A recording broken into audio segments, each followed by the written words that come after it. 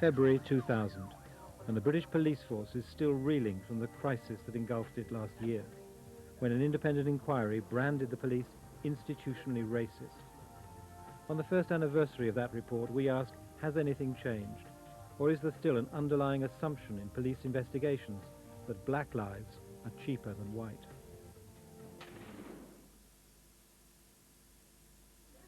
Back in October 1997, 20-year-old computer science student Ricky Reel went for a night out with 3 friends.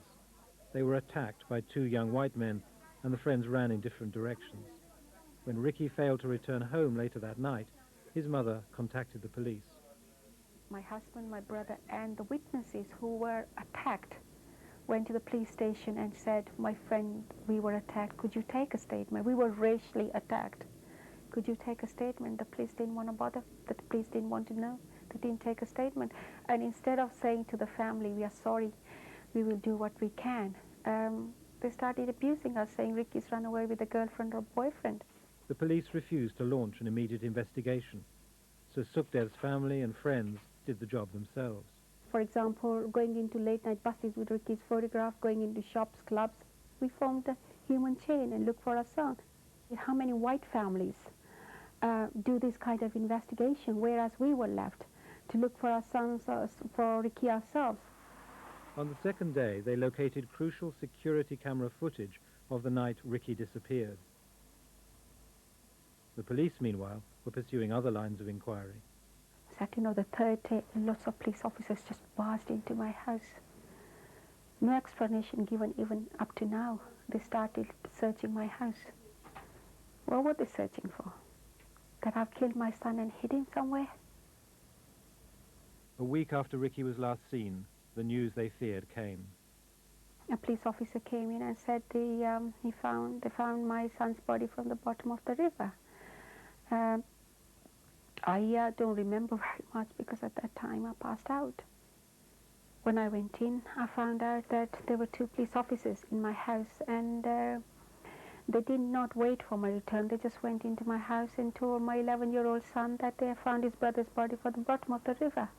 And my 17-year-old daughter, who was with him, had an asthma attack right in front of the 2 police officers, who continued to laugh and joke about, I don't know what they found it amusing. So how many families, how many white families have suffered that fate? No one, to my knowledge. The police investigation concluded that Ricky's death was accidental. He'd fallen while trying to urinate into the river.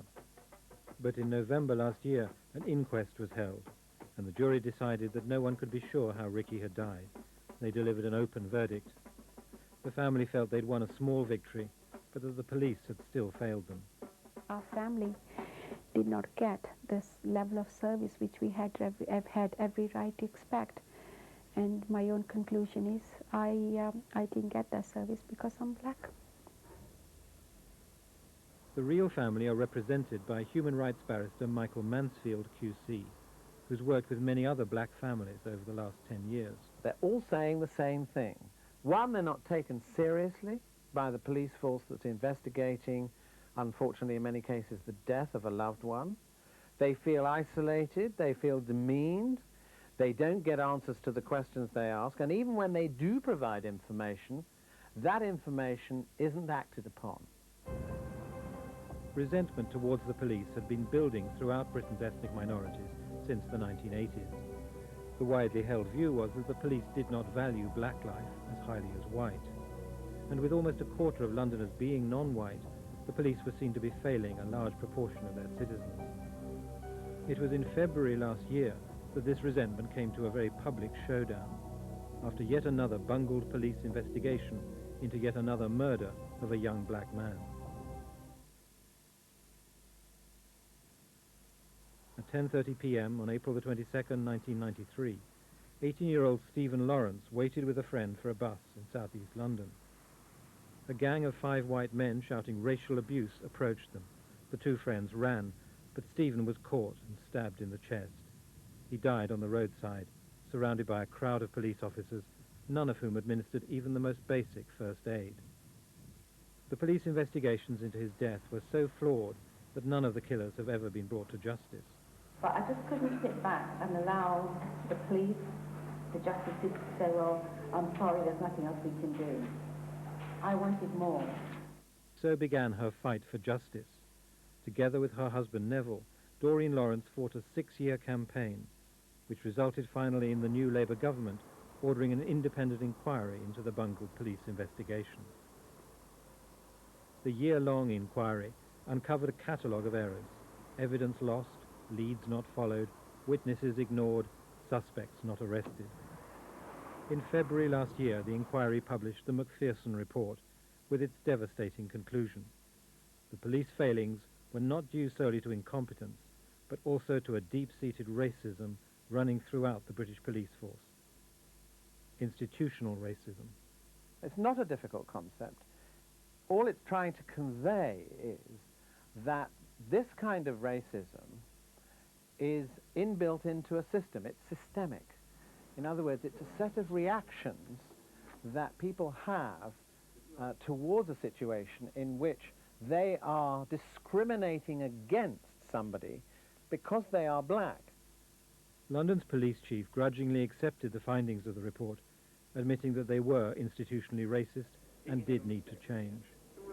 But inside the police stations, opinion was divided.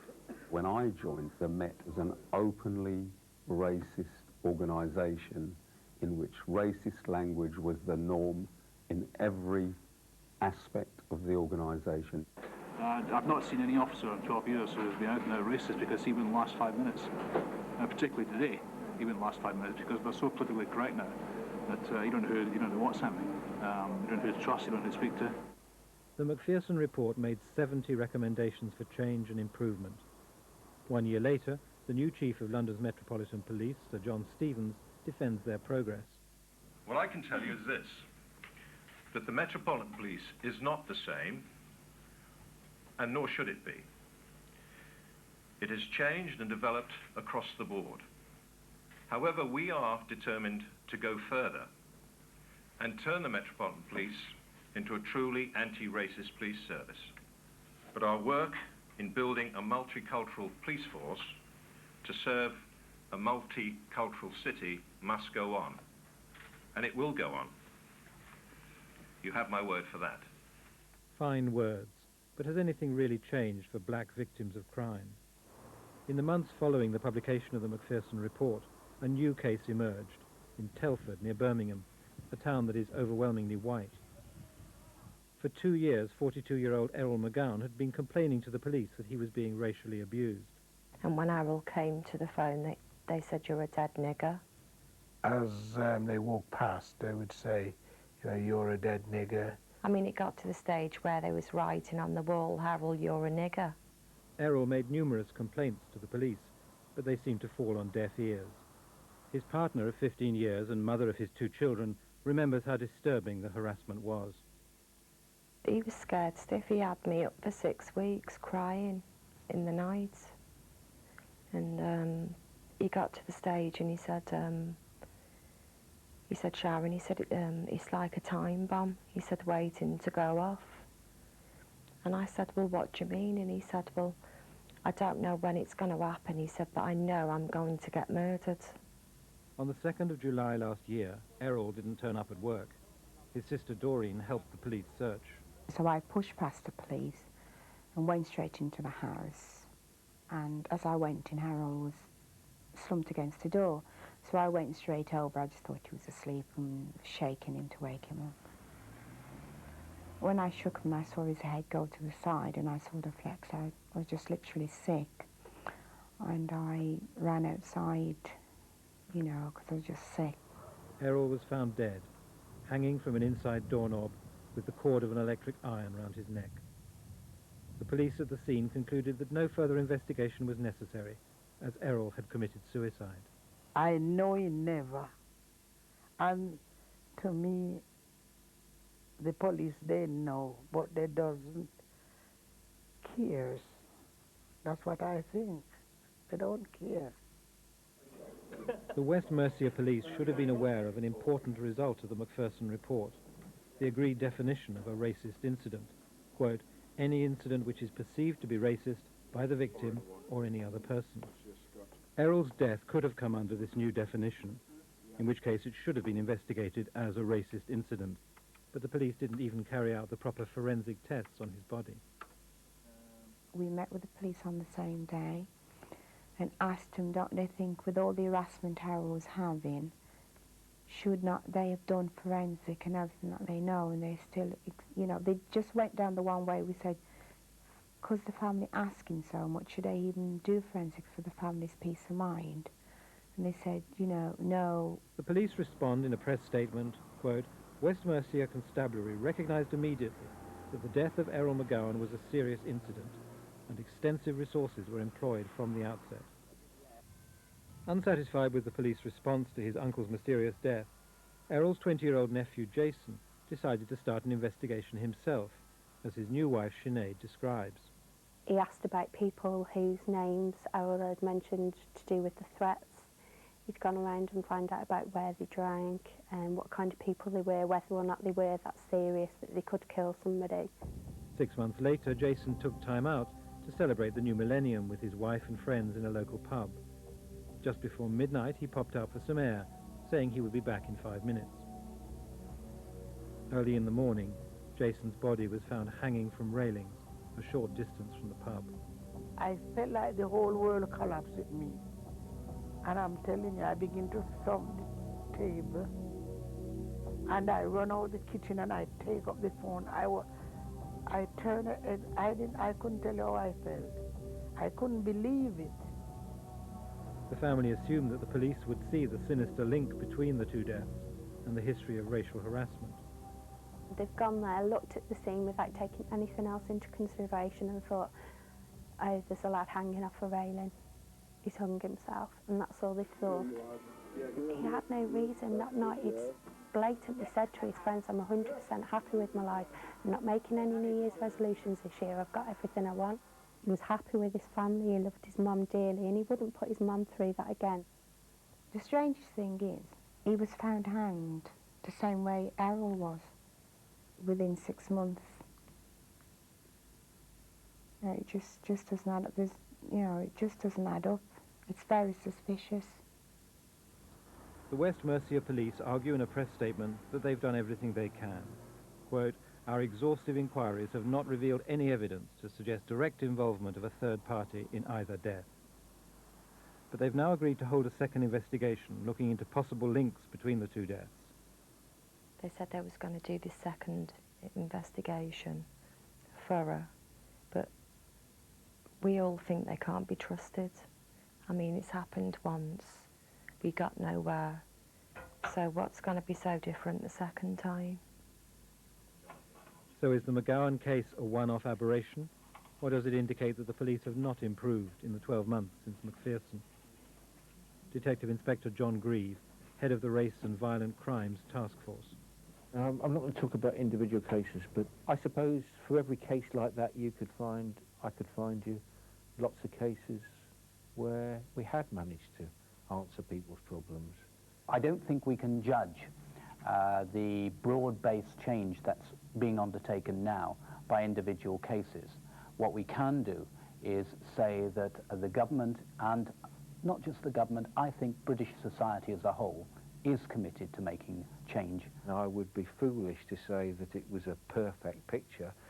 We've got 1,700 years of black people in this country, and a long history of racism for us to deal with. So I would never pretend it was perfect. I just think the world looks very different to me to the way it looked 12 months ago.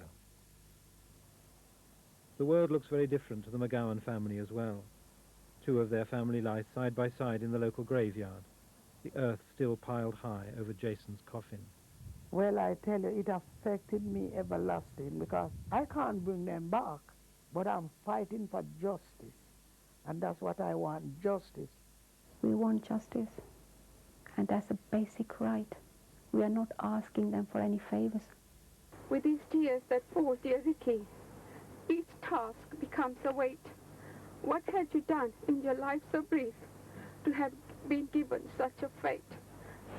With these tears that fall, dear Ricky, I promise you with each one, As long as I have life, I will get justice for you, my dear son.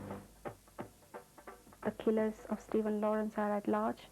Ricky's killers are at large. There are other families whose loved ones have died. The killers are at large simply because